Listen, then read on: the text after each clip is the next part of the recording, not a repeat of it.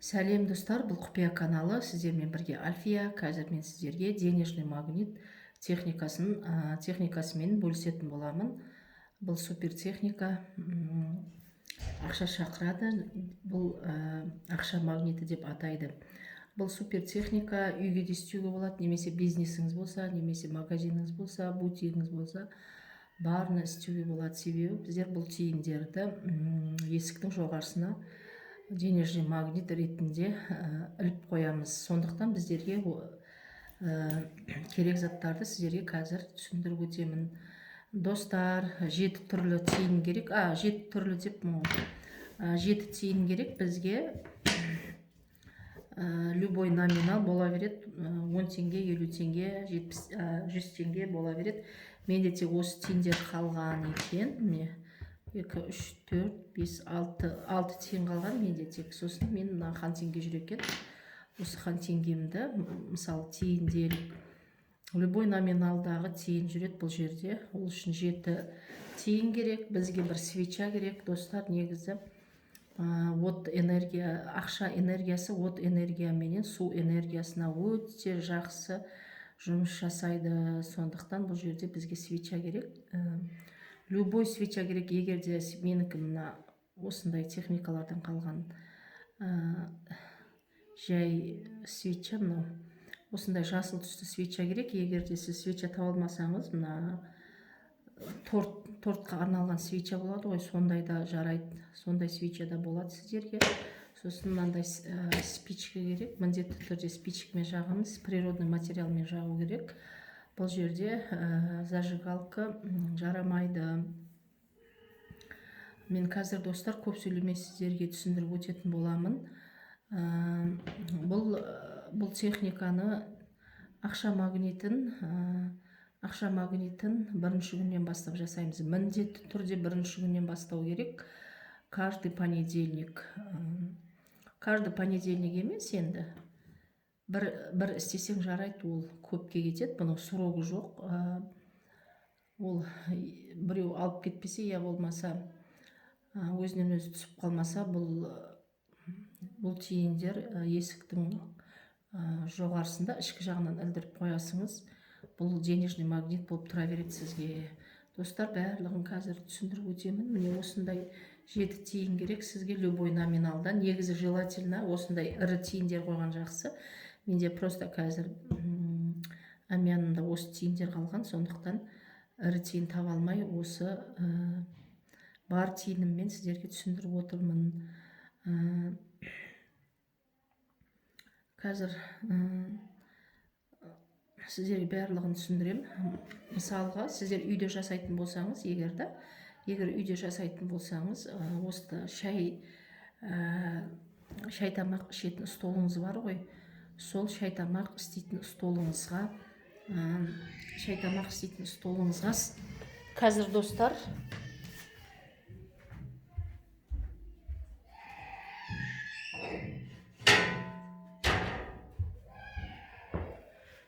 кешірерсіңдер, 1 минут. Немді ыдысымды ұмытып кетіппін. Сізге осындай ыдыс керек. Шай столыңыздың үстіне, шай ішетін столдың үстіне қоясыңдар. Бірінші күн келесіңізде мына 1 тиынды былай салып кетесіңдер. Болды, дым жасамайсыңдар.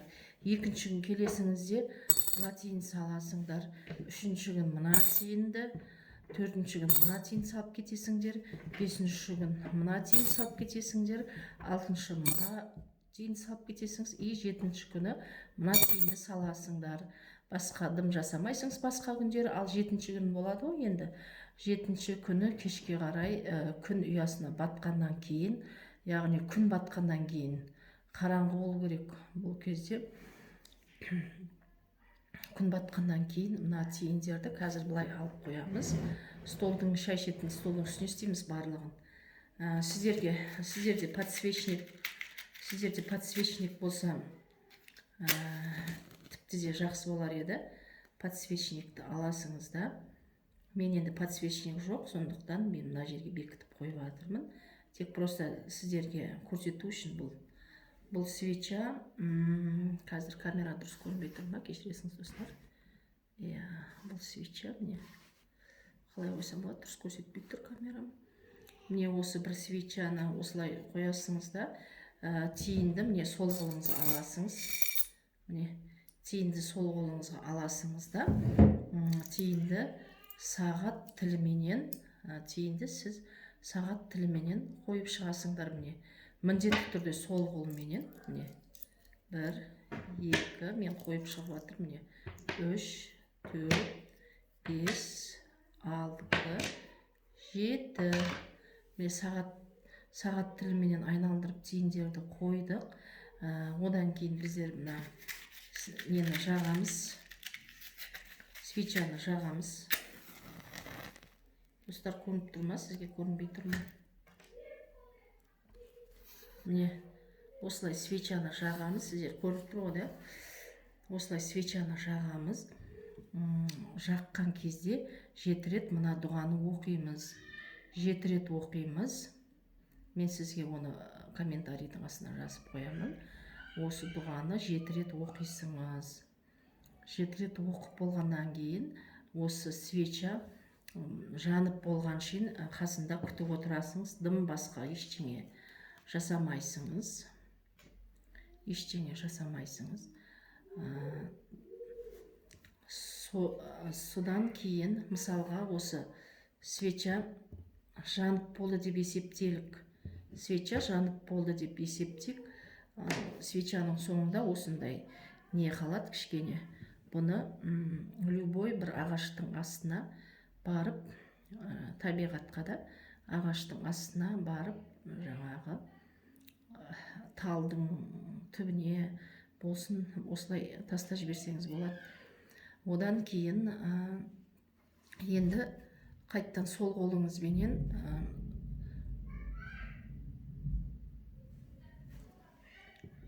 осылай,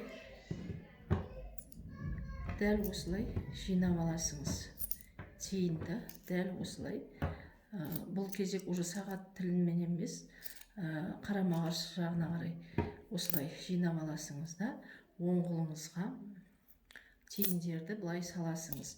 Оң қолыңызға ұстап тұрасыңыз да, мана дұғаны тағы 1 рет оқисыңыз. 1 рет оқып болғаннан кейін сізге аппақ материалдан, ешқандай суреті заты болмау керек, шым ақ материалдан сіздер алды бұрын мешок тік қойсаңыз да болады. Соны мешокқа бетіп салып, мешокқа салып, сол мешокты бірдеңемен байлап, ілдіріп, немесе мына есіктің кіреберіс есік бар ғой, ішкі жағында есіктің жоғарғы жағына ілдіріп қоясыңыз. Бұл ақша шақыратын магнит болып тұрады. Егер де сіз үйге жасайтын болсаңыз, үйдің шай столына жасайсыңыз. Ал егер де сіздер бизнес жеріңізде магазинге жасайтын болсаңыз, магазиндегі бір столыңызға жасайсыңыз. Міндетті түрде жасап көріңдер, достар. Бұның ешқандай шектеуі жоқ. Бұл тұрған сайын магнит болып үйіңізге ақша келе береді, немесе магазиніңізге жасасаңыз клиент, ақша барлығы келе береді. Достар, міндетті түрде жасап көріңіз, бұның шектеуі жоқ. Бұл өзінен өзі үзіліп, тиіндер или біреу алып кетіп, біреу алып тастамаса, бұның шектеуі жоқ. Бұл тиіндер тұра береді. Тұрған сайын бұл магниті, ақша шақыратын магниті тұрған сайын күшейе береді. Достар, қадеңізге жараса мені қолдап, лайк басып кетіңіздер, және каналыма жазылып кетіңдер, достар.